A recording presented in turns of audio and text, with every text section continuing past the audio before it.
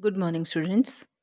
मैं doctor Jayashree Daware, assistant professor, department of zoology.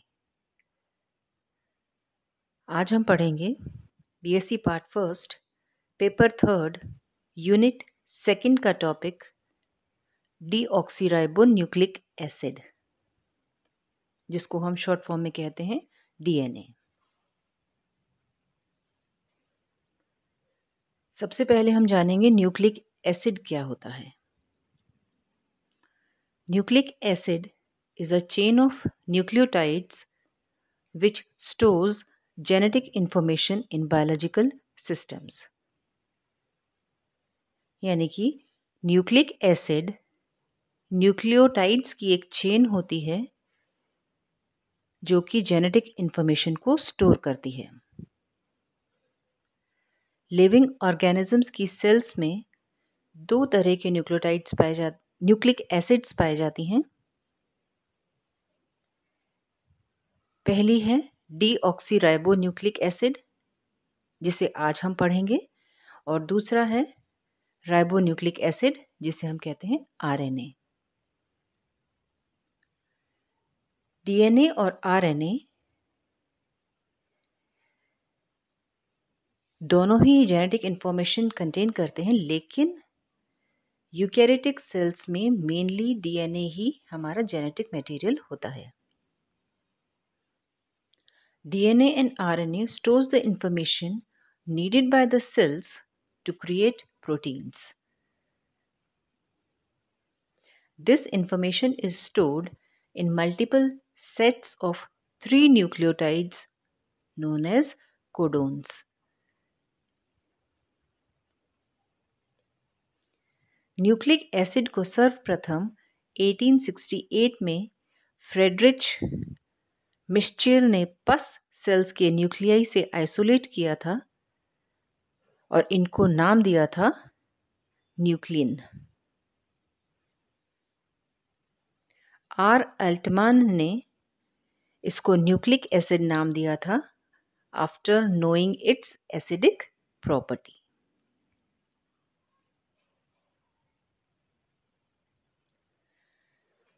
अब हम पढ़ेंगे डिटेल में डीऑक्सीराइबो न्यूक्लिक एसिड यानी कि डीएनए के बारे में। सबसे पहले हम पढ़ेंगे अकरेंस, कहाँ कहाँ पाया जाता है डीएनए। डीएनए सभी लिविंग ऑर्गेनिजम्स के सेल्स में पाए जाते हैं एक्सेप्ट प्लांट वायरस, जहां आरएनए जेनेटिक मटेरियल होता है और डीएनए एब्सेंट होता है। बैक्टीरियोफेजेस और वायरसेस में डीएनए का सिंगल मॉलिक्यूल होता है, जबकि यूकैरियोटिक सेल्स के न्यूक्लियाई में डीएनए लॉन्ग, स्पाइरली कॉइल्ड और अनब्रांच्ड थ्रेड्स के रूप में होता है। The number of DNA molecules is equivalent to the number of chromosomes per cell. कितनी होती है डीएनए मॉलिक्यूल्स की संख्या? नंबर ऑफ क्रोमोसोम्स की संख्या के बराबर। डीएनए प्रोटीन्स के साथ मिलकर न्यूक्लियोप्रोटीन्स बनाते हैं।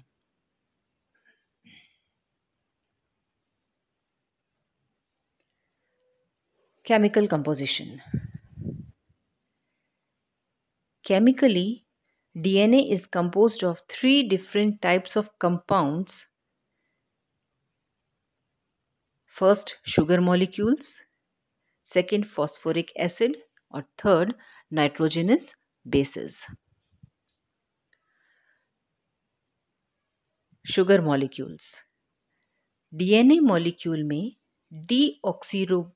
डीऑक्सीराइबोज नामक पेंटोज शुगर होती है, जिसमें 5 कार्बन एटम पाए जाते हैं।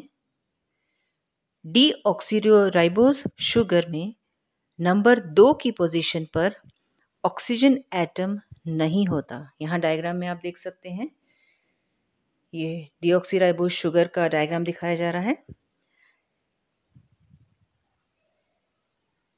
अभी हम बात कर रहे थे जैसे डीऑक्सीराइबोज शुगर में नंबर 2 की पोजीशन में ऑक्सीजन एटम नहीं होता। इस प्रकार राइबोसोम के कंपैरिजन में डीऑक्सीराइबोज में एक ऑक्सीजन एटम कम होता है, इसीलिए इसे हम डीऑक्सीराइबोज के नाम से जानते हैं।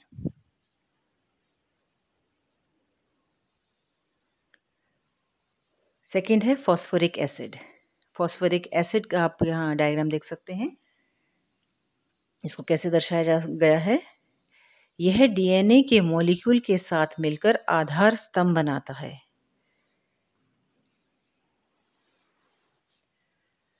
थर्ड है नाइट्रोजनस बेसिस। ये nitrogen containing organic ring compounds होते हैं और ये नाइट्रोजन बेसिस 4 तरह के होते हैं। Adenine represented by A, thymine represented by T, cytosine represented by C, and guanine represented by G.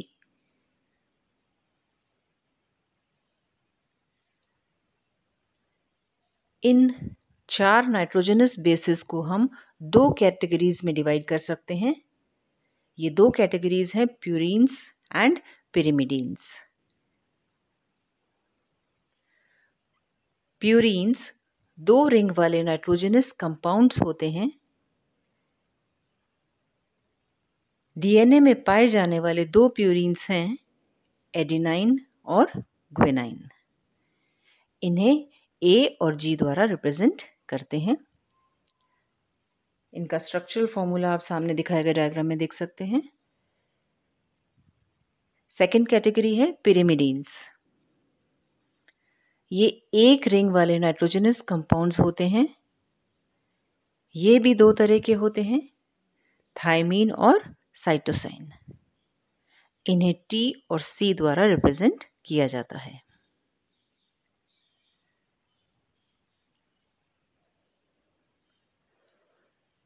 Molar ratio of nitrogenous bases in DNA. In nitrogenous bases की ratio क्या रहती है डीएनए के अंदर, ये भी एक फिक्स पैटर्न है। डीएनए मॉलिक्यूल में प्यूरीन्स और पिरिमिडीन्स कंपोनेंट इक्वल अमाउंट में होते हैं।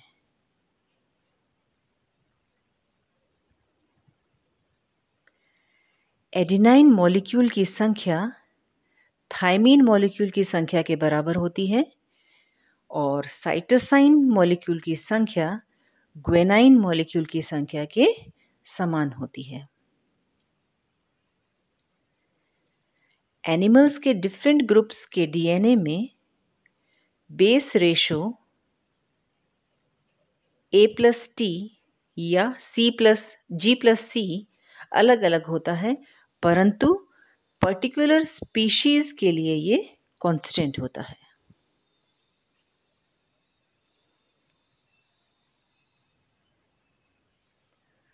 Molecular structure of DNA.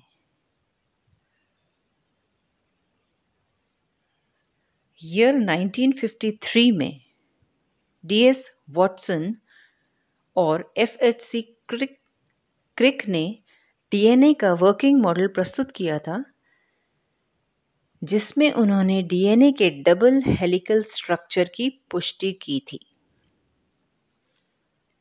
इसके लिए इन्हें ईयर 1962 में नोबेल पुरस्कार भी दिया गया था।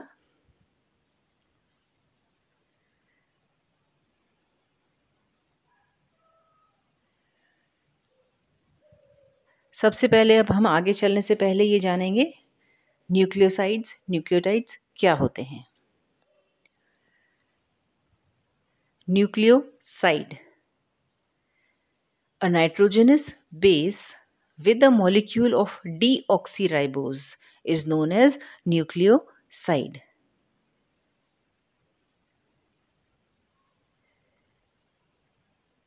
यानी कि यहाँ पर फॉस्फेट या फॉस्फेरिक एसिड नहीं होता है, इसे हम कहते हैं न्यूक्लियोसाइड। न्यूक्लियोसाइड में हमारे पास क्या है? A nitrogenous base with a molecule of deoxyribose sugar. DNA molecule में ये 4 टाइप्स के होते हैं, 4 तरह के न्यूक्लियोसाइड्स पाए जाते हैं। एडिनोसिन जो कि बनता है एडिनाइन और डीऑक्सीराइबोज से मिलकर, ग्वेनोसिन जो कि बनता है ग्वेनाइन और डीऑक्सीराइबोज शुगर से मिलकर, साइटिडीन ये बनता है साइटोसाइन और डीऑक्सीराइबोज शुगर से मिलकर, थाइमिडीन इसमें है थायमीन प्लस डीऑक्सीराइबोज।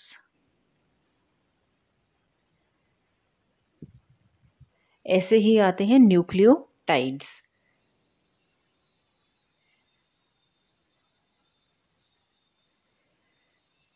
न्यूक्लियोटाइड बनता है एक मॉलिक्यूल डीऑक्सीराइबोज शुगर प्लस एक मॉलिक्यूल फॉस्फोरिक एसिड और किन्हीं 4 नाइट्रोजनस बेसेस में से एक बेस मॉलिक्यूल से मिलकर। अब क्योंकि 4 नाइट्रोजनस बेसेस होते हैं तो 4 तरह के न्यूक्लियोटाइड्स होंगे। फर्स्ट है डीऑक्सी एडिनिलिक एसिड जो बना है एडिनाइन, डीऑक्सीराइबोज और फॉस्फोरिक एसिड से मिलकर। सेकेंड टाइप है डीऑक्सी ग्वेनिलिक एसिड जो बनेगा guanine plus deoxyribose plus phosphoric acid से मिलकर। थर्ड डीऑक्सी साइटिडिलिक एसिड जो बना है साइटोसिन, डीऑक्सीराइबोज और फॉस्फोरिक एसिड से मिलकर। फोर्थ है डीऑक्सी थाइमिडिलिक एसिड, ये बना है थायमीन, डीऑक्सीराइबोज और फॉस्फोरिक एसिड से मिलकर। तो ये हैं 4 प्रकार के न्यूक्लियोटाइड्स। यहाँ डायग्राम में आप देख सकते हैं ये तीनों के कॉम्बिनेशन, इसमें 3 पार्ट्स होते हैं, एक फॉस्फोरिक एसिड, एक नाइट्रोजनस बेस और एक शुगर।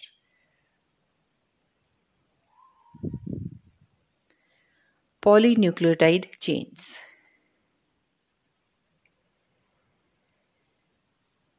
डीएनए एक मैक्रोमोलिक्यूल होता है जो कि सेवरल थाउजेंड्स ऑफ न्यूक्लियोटाइड्स के लिंकेज से बनता है।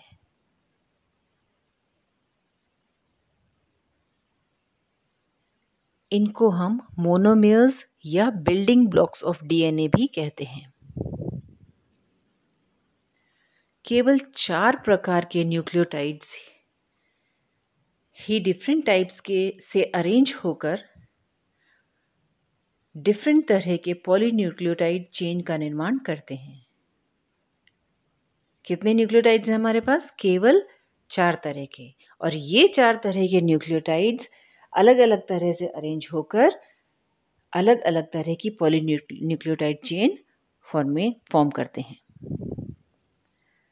बहुत सारे न्यूक्लियोटाइड्स फॉस्फोडाइईस्टर बॉन्ड्स के द्वारा पॉलीन्यूक्लियोटाइड चेन बनाते हैं। इनमें फॉस्फेट मॉलिक्यूल अगले न्यूक्लियोटाइड के डीऑक्सीराइबोज के तीसरे कार्बन एटम से जुड़ा रहता है। यहाँ देखिए आप, ये आपको पूरी पॉलीन्यूक्लियोटाइड चेन दिखाई गई है। इसमें अटैचमेंट्स देखिए, अरेंजमेंट्स देखिए। हमने अभी क्या कहा था? फॉस्फेट मॉलिक्यूल अगले न्यूक्लियोटाइड के डीऑक्सीराइबोज के थर्ड कार्बन एटम से जुड़ा रहता है। यहाँ आप डायग्राम में देख सकते हैं। नाइट्रोजनस बेस डीऑक्सीराइबोज के फर्स्ट कार्बन एटम से जुड़ा रहता है।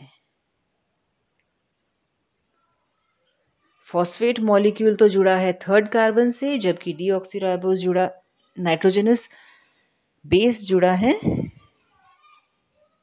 फर्स्ट कार्बन आइटम से।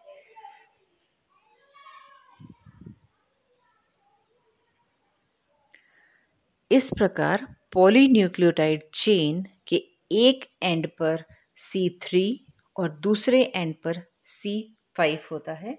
यहाँ आप चेन में देख सकते हैं, ऊपर वाले एंड पर हमारे पास क्या है, 5' एंड, और नीचे वाले एंड पर हमारे पास है 3 एंड।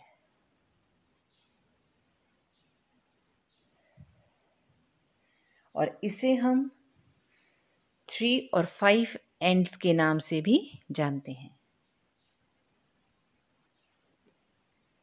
ये चेन स्ट्रेट न होकर कॉइल्ड होती है।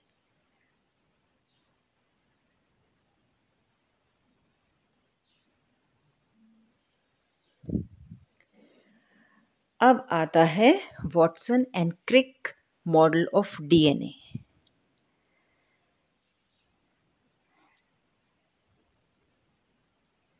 जिन्होंने डीएनए का सबसे पहला वर्किंग मॉडल हमें दिया था। इस मॉडल के अनुसार डीएनए मॉलिक्यूल डबल स्ट्रैंडेड, या यूं कहें 2 स्ट्रैंड्स का बना होता है, जो एक एक्सिस के चारों ओर स्पाइरली कॉइल्ड रहता है। प्रत्येक स्ट्रैंड एक पॉलीन्यूक्लियोटाइड चेन का बना होता है। ये जो 2 स्ट्रैंड्स हैं डीएनए की, ये बनी हुई हैं पॉलीन्यूक्लियोटाइड चेन की। दोनों पॉलीन्यूक्लियोटाइड चेन्स ऑपोजिट डायरेक्शंस में अरेंज्ड रहती हैं। That is, one polynucleotide chain runs in the 5-3 direction and the other in the 3-5 direction. जैसा अभी हमने ऊपर पढ़ा, प्रत्येक पॉलीन्यूक्लियोटाइड चेन के 2 एंड्स होते हैं, एक C3 एंड और एक C5 एंड। प्रत्येक न्यूक्लियोटाइड चेन में नाइट्रोजनस बेस डीऑक्सीराइबोज शुगर अंदर की ओर होते हैं, जबकि फॉस्फेट मॉलिक्यूल बाहर की ओर जुड़ा रहता है। डीएनए में एक पॉलीन्यूक्लियोटाइड चेन के न्यूक्लियोटाइड्स एक दूसरे से फॉस्फोडाइईस्टर बॉन्ड द्वारा जुड़े रहते हैं। न्यूक्लियोटाइड्स आपस में किससे जुड़े हैं? फॉस्फोडाइईस्टर बॉन्ड से।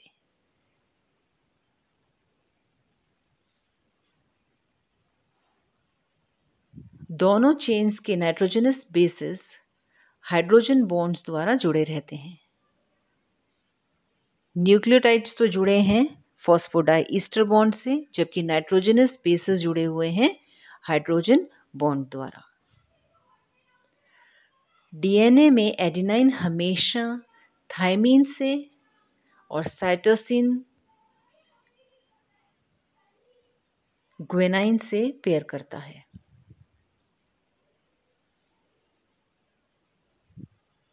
एडेनाइन और थायमीन के बीच में 2 हाइड्रोजन बॉन्ड्स होते हैं। अपन इसको थोड़ा सा डायग्राम में भी देख सकते हैं क्लियरली थोड़ा सा। एडेनाइन और थायमीन के बीच 2 हाइड्रोजन बॉन्ड्स होते हैं, जबकि साइटोसिन और ग्वेनाइन के बीच 3 हाइड्रोजन बॉन्ड्स होते हैं। दोनों चेन्स के शुगर मॉलिक्यूल्स की दूरी 11 डिग्री आर्मस्ट्रॉन्ग होती है। DNA consists of 2 complementary chains twisted around each other, forming a right-handed helix. DNA also bears a sugar phosphate backbone. इसकी बैकबोन किसकी बनी होती है? शुगर फॉस्फेट की।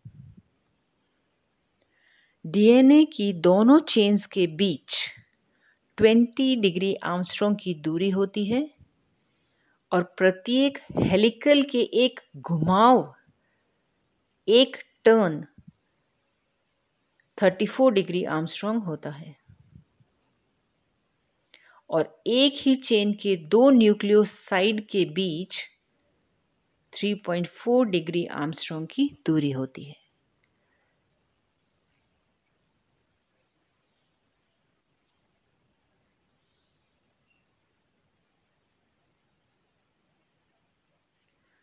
forms of DNA.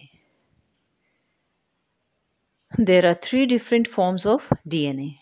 और भी हैं, लेकिन जो ज़्यादा कॉमन हैं उन्हीं के बारे में हम पढ़ेंगे. फर्स्ट है A टाइप ऑफ DNA या A form of DNA.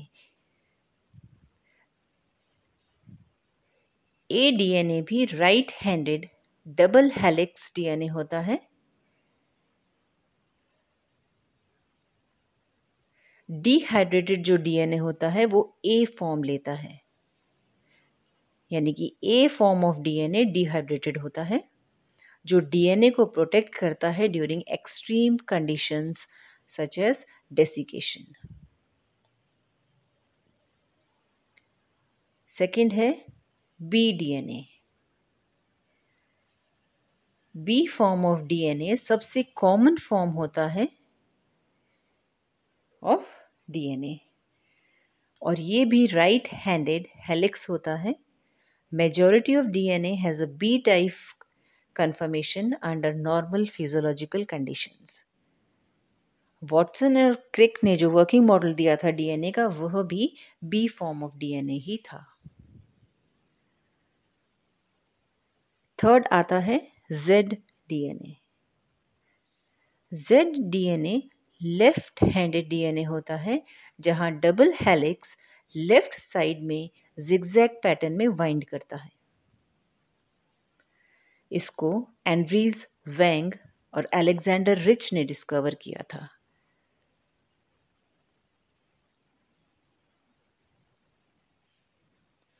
Properties या यूं कहें characteristics of DNA.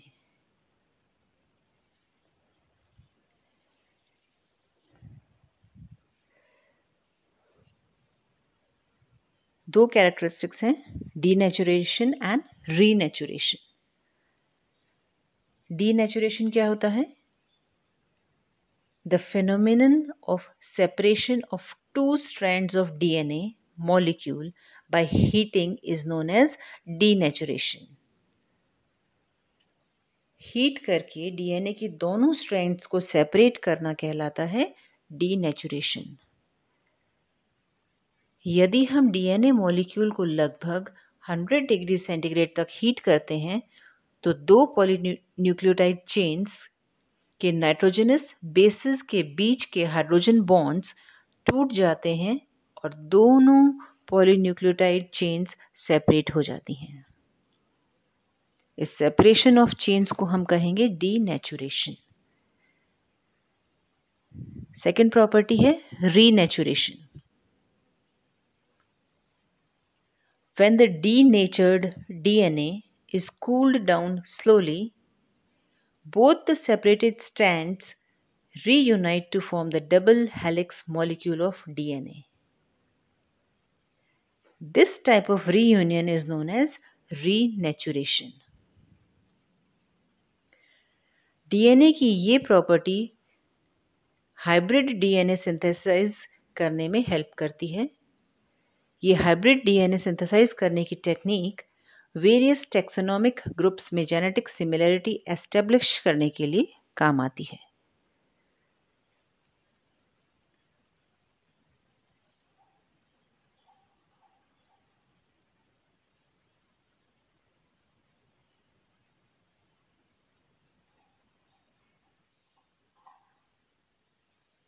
Biological importance of DNA. DNA is a hereditary material in humans and almost all other organisms.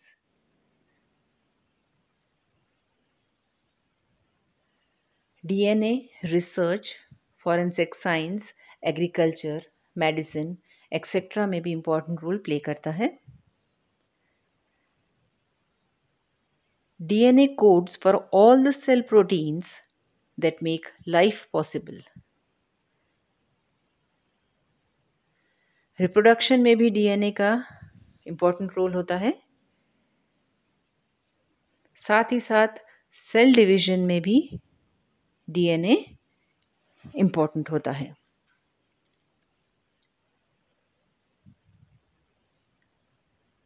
Organism की ग्रोथ के essential होता है. But when the cell divides it must replicate the DNA in its genome so that two daughter cells have the same genetic information as their parent.